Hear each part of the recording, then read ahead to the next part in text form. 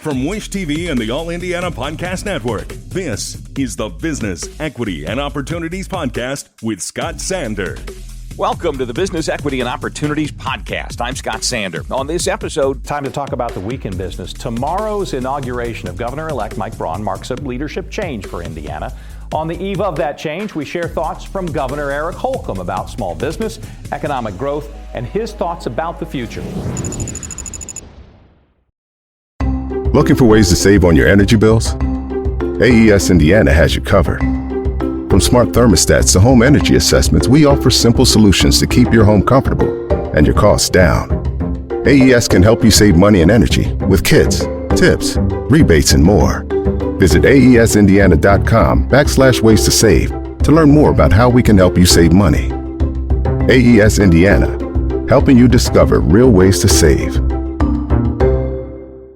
Every business is unique and has a target audience. If you own or manage a business, Circulus Digital Media can help you connect and grow your customer base with turnkey digital solutions that are nimble, offering best-in-class results, service, and support to reach a bigger customer base, allowing you to pinpoint a specific audience down to the smallest details. Get outside the city, the state, span the globe. Put Circulus Digital Media to work for you. Get started now at circulusdigital.com. That's circulusdigital.com.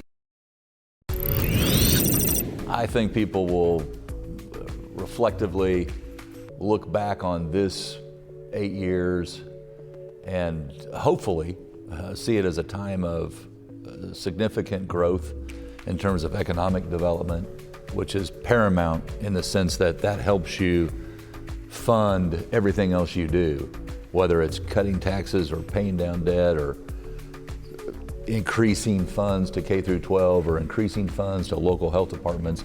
If your economy's not growing, it makes everything else harder. And we've seen unprecedented economic development and unprecedented partnerships and collaboration in terms of regionalizing the whole state. So I hope people look back and think, we grew a lot together as families, communities, as a state, regions. And we were able to do things that we talked about for years. Finish I-69, double track the South Shoreline, bring in multiple billion-dollar investments, not just in one area of the state, but scattered all over the state, in Fort Wayne and Jeffersonville and Terre Haute and West Lafayette and Kokomo and New Carlisle.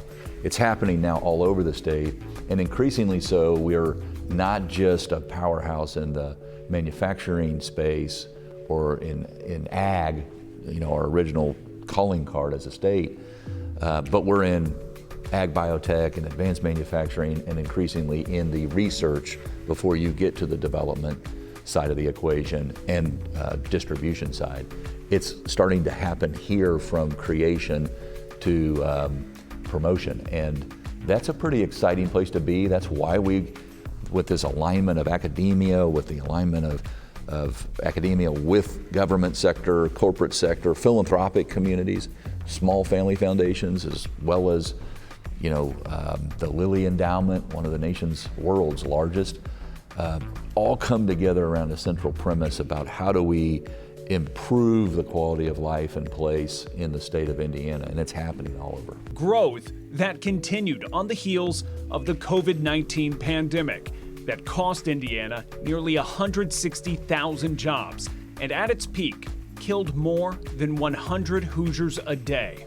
This was a global pandemic of which no one alive was aware of the impact in 1918. And for sure didn't have social media forces at work and play, spreading mis and disinformation, and the facts on the ground changing from very credible, trusted sources.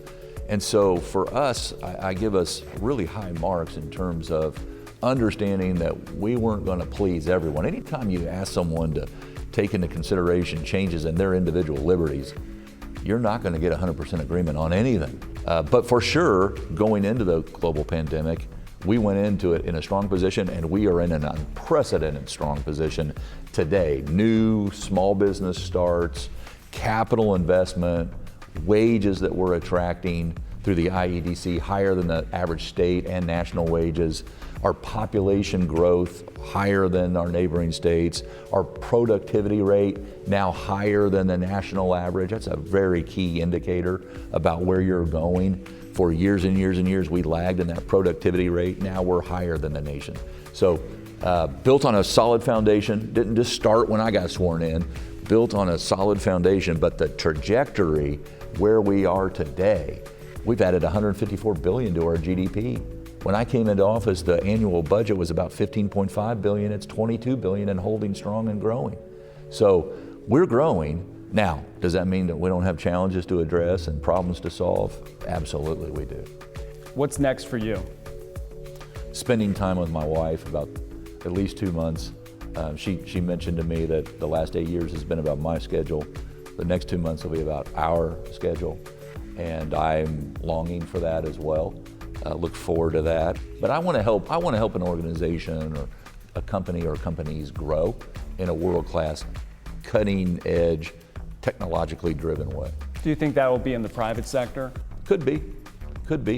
Any way that I can help, that I can wake up with the same excitement and adrenaline every day about achieving goals and measure the progress, that will be enticing to me, whether it's here around the country or around the world. Our thanks again to all the contributors who joined us for this episode of the Business Equity and Opportunities Podcast. We hope you found it enlightening, useful, and inspiring. You'll find more information about the show on our website, BEOshow.com. You can watch Business Equity and Opportunities Sunday mornings at 10 on Wish TV or live stream it through wishtv.com. Each week we provide 7 full segments with topics ranging from how to get started and how to access capital to the day-to-day running of your business and questions about accounting and bookkeeping. We feature business news and trends and always share a success story from one of our contributors. Join us next time for more insights into the world of small business. Be sure to sign up for our Business Equity and Opportunities newsletter to get even more valuable, up-to-date information. And if you have any questions or you'd like to be part of our show, please email us. The address is beo@wishtv.com. We'd love to hear from you. I'm Scott Sander. Thanks for listening. Watch the Business Equity and Opportunity Show on Wish TV and access all of our content and share it on demand anytime at BEOshow.com. You can find more podcasts from Wish TV on the All Indiana Podcast Network at allindianapodcastnetwork.com.